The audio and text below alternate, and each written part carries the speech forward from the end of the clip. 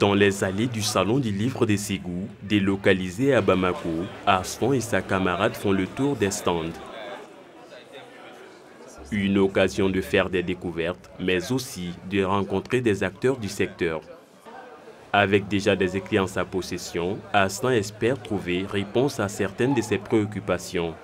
Je suis passionnée de lecture et des écrits. J'ai même commencé à écrire certains textes. Je suis passionnée depuis l'enfance, j'aime ça. J'aime la lecture et j'aime les découvertes. On a eu à découvrir des ouvrages et aussi on a rencontré des auteurs. Contrairement à beaucoup de jeunes écrivains, Safiatou Diarra a été chanceuse lors de l'édition de ses 2 livres. Par le biais d'une collègue écrivaine, une maison d'édition lui a permis de vite entrer dans l'univers du livre.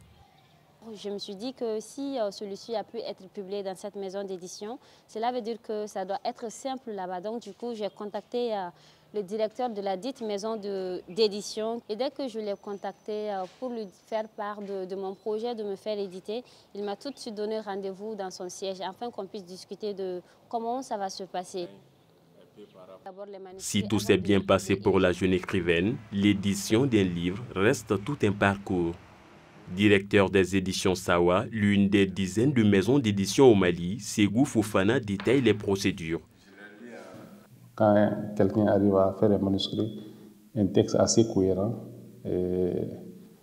assez lisible, sur un sujet bien déterminé, peu importe les sujets, en principe, il doit être édité. Mais dans notre cas ici au Mali, c'est un peu plus compliqué que ça. Éditer un auteur, c'est faire un livre et qu'on ne va peut-être jamais pouvoir vendre normalement. Donc, ce qui fait qu'un auteur aujourd'hui, s'il fait un manuscrit, il doit se munir un peu d'argent aussi pour pouvoir se faire éditer. En plus des idées cohérentes, il faut également un contrat.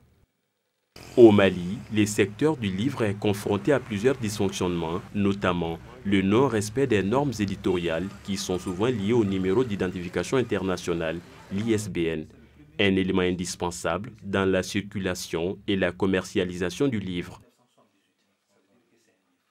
Comme je l'ai dit, permet d'identifier le livre et permet aussi sa circulation dans le circuit commercial. C'est-à-dire quand une librairie de grande taille en Europe, en Amérique ou dans les pays développés souhaite vendre les livres, il faudrait que ces livres-là aient le numéro ISBN.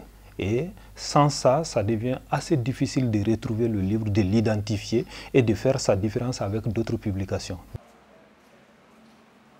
Aussi, pour la sauvegarde des œuvres, les écrivains, éditeurs et imprimeurs doivent faire un dépôt légal de leur production à la Bibliothèque nationale avant la mise sur le marché.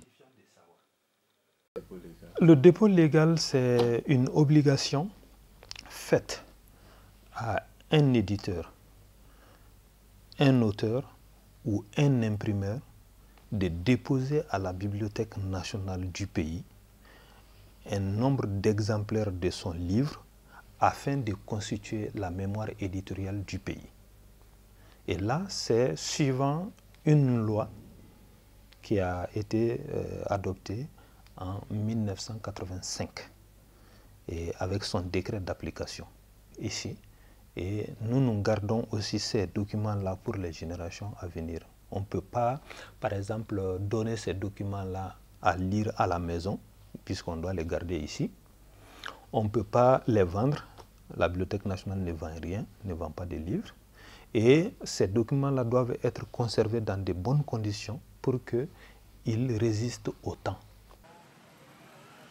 En 2021, 190 œuvres ont été soumises au dépôt légal à la Bibliothèque nationale, ce qui est un record pour cette structure depuis sa création en 1968.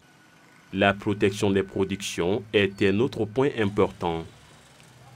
Depuis 1978, c'est le défi que cherche à relever le Bureau malien du droit d'auteur.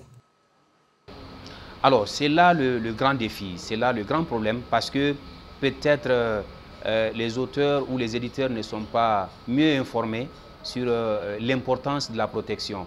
Et malheureusement, sur le dessin des statistiques que vous évoquez tout à l'heure, nous sommes bien loin de ces chiffres-là. Parce que si nous regardons un peu les statistiques, nous sommes à une trentaine de livres déposés au Bureau malien du droit d'auteur en 2021. Donc c'est que vraiment largement en dessous du chiffre que vous avancez tantôt. Pourtant, selon le Bureau malien du droit d'auteur, la déclaration est toujours gratuite. Au-delà d'immortaliser l'auteur et son œuvre, elle reste un moyen efficace pour protéger l'œuvre à toute tentative de vol ou usage illicite. Quand vous déposez pour la protection, on vous délivre un acte. Donc cet acte qu'on appelle acte de dépôt. Au besoin, par exemple s'il y a plagiat, s'il y a contrefaçon, c'est une preuve que vous pouvez brandir au niveau des tribunaux en cas de jugement.